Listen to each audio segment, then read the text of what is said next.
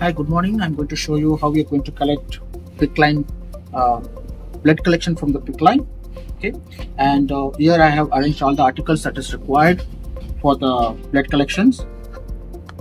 Okay, a saline for the flush, a gloves, a cutaneous for the required blood test that's required, and a heplock injection which is already preloaded. This is the vial. Okay, heparin loaded, and 2 syringes.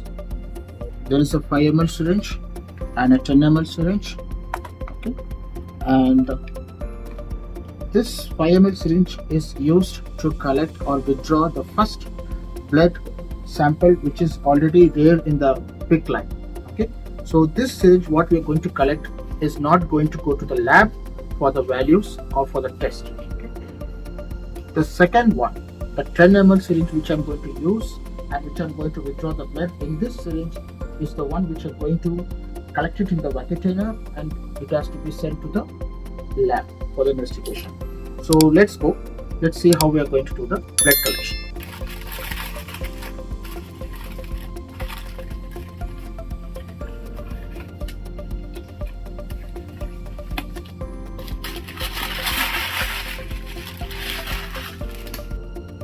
So what are we going to do first is, we have an extension over here which we don't want to contaminate with the blood stains or blood backflow. So what are we going to do is, we are going to disconnect this by extension and collect the blood directly through the catheter.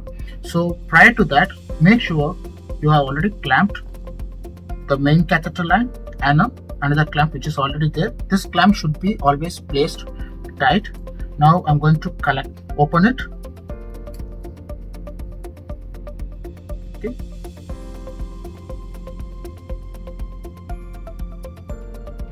And clean the site with the alcohol swabs in a rotation manner. Okay, 4 to 5 times continuously. Allow it to dry. Then, as I told you, I'm going to collect the first sample in a 5 ml syringe,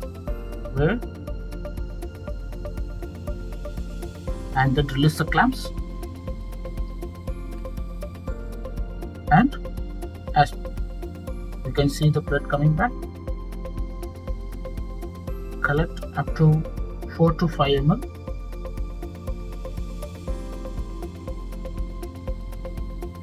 and clamp. Keep it aside. Now we are going to collect the sample which we need to send it to the lab.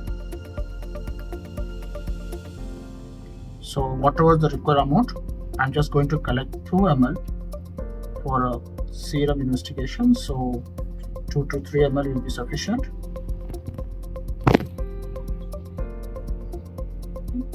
Yeah, this is sufficient for me. Now I can clamp it. Take the sample. Now clean it with the alcohol swab immediately. Okay, and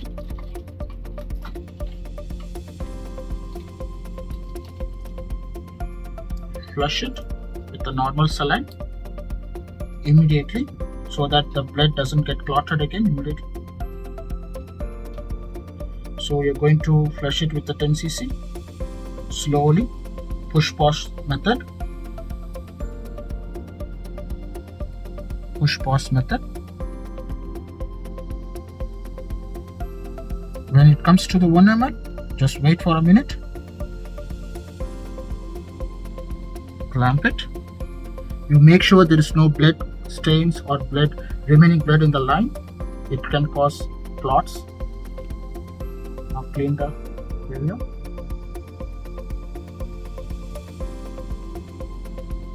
And clean the extension again and cut it.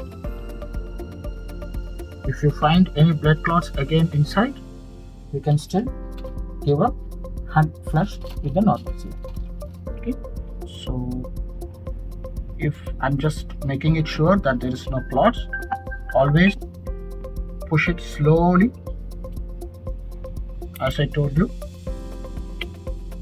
push pause method, push pause, push pause, very slowly, no force should be done. Okay, you can give approximately 10 ml of flush and a head lock, push pause, push pause. If you give it very forcefully, there can be a rupture in the catheter at the end or in between, then it can damage the catheter.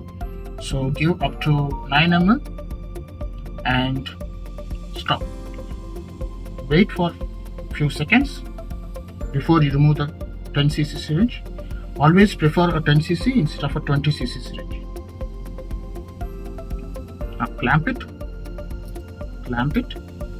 and you're going to disconnect.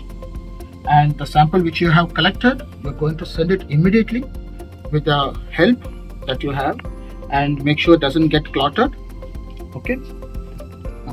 So the sample which I have collected, we have to immediately place it in the catheter. Okay. And for the demo purpose, we are doing it slowly because we don't want to we don't want this one to be happening. So make sure that there is no clot. Can you please send it immediately to the lab? Yes. And the first sample which I have collected is still remaining here.